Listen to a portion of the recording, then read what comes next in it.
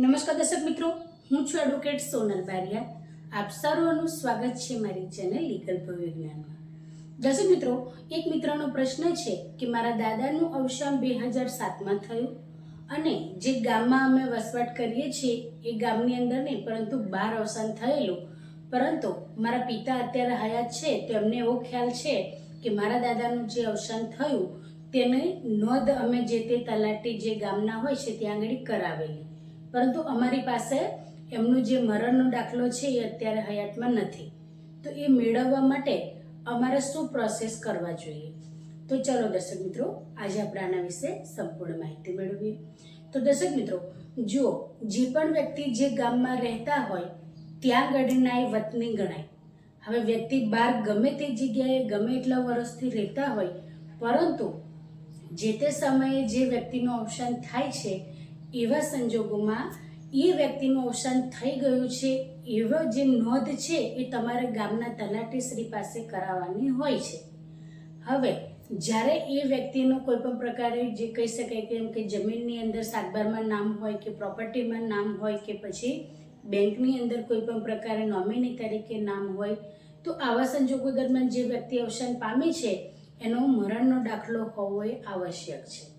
હવે આટલા વર્ષ સુધી આમની પાસે જે મરણનો દાખલો છે એ નહોતો, પરંતુ તેમને હમણાં પણ જરૂર પડી શકી, એટલે માટે એ હમણાં હવે કઢાવવાની વાત કરે છે.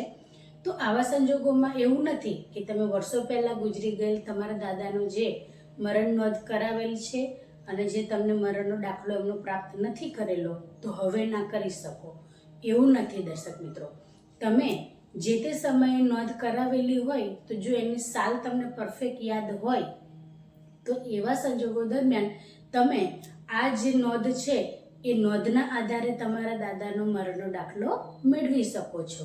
તો તમે કેવી રીતે મેળવી શકશો? તો સૌથી પહેલાં તો દર્શક મિત્રો, જે તે ગામના તલાટી જ્યાં આગળ તમને ખ્યાલ છે કે અહીંયા આગળ નોંધ કરાવેલી છે તો એ તલાટી સાહેબશ્રીને એક અરજી આપો. અરજીમાં જણાવો કે અમારા દાદાનું જે પૂરું નામ હોય તે આ છે અને તેમનું આ સાલની અંદર, ધારો કે 2006ની મે 2007ની અંદર અવસાન થયેલું છે અને એમનો જે મરણનો દાખલો છે એ તમે કાઢી આપો. આ રીતની એક અરજી કરો એટલે જે સાલની તમે એની અંદર ઉલ્લેખ કરશો અરજીમાં, એ સાલ પ્રમાણે જે તે મરણની જે નોંધો છે એ તલાટી સાહેબશ્રી તપાસશે અને તપાસના આધારે તમારા દાદાનું જે તે રજિસ્ટરની અંદર નામ મળશે તે પ્રમાણે તમારો એ જે મરણનો દાખલો છે એ તમને અત્યારે પણ કાઢી આપવામાં આવશે.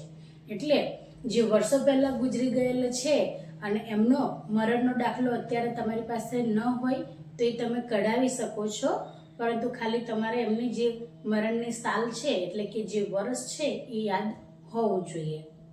અને ક્યારેક એવું પણ બનતું હોય છે કે જે તે સમયે તલાટી સાહેબશ્રી દ્વારા મરણનો દાખલો કાઢી આપવામાં આવ્યો હોય પણ કોઈ એવા સંજોગો બન્યા હોય કે કંઈક સળગી ગયા, ઘર સળગ્યું હોય તેમાં, અથવા તો પછી કંઈક ખોવાઈ ગયા, તો આવા સંજોગો દરમિયાન પણ ડુપ્લિકેટ કાઢી આપવાની તમે અરજી કરી શકો છો. એટલે દર્શક મિત્રો, આટલા વર્ષો પછી પણ તમે જો નોંધણી કરાવેલી હોય તો એ નોંધણી નગરપાલિકામાં કરાવી હોય તોય અથવા ગ્રામ પંચાયતમાં કરાવેલી હોય તોય તમને જે તે જન્મનો કે મરણનો જે પણ તમારા જે ડોક્યુમેન્ટ છે એ તમને મળી શકે છે. એટલે એની માટે તમારે ખાલી એમને તલાટી સાહેબશ્રીને એક અરજી જ આપવાની રહે છે અને જે તે ડોક્યુમેન્ટ છે તમારે જે નોંધ છે એ રજિસ્ટરની અંદર, જે જૂના રજિસ્ટર છે તેની અંદર શોધશે અને પછી તમને કાઢી આપશે. તો દર્શક મિત્રો, આ જ રીતના ઇન્ફોર્મેટિવ વિડીયો હું મારા ચેનલના માધ્યમથી તમારી સમક્ષ રજૂ કરતી રહું છું. જો તમને વિડીયો સારો લાગ્યો હોય તો તેને લાઈક કરજો, શેર કરજો અને ચેનલને સબસ્ક્રાઈબ કરજો. જય હિન્દ, જય ભારત.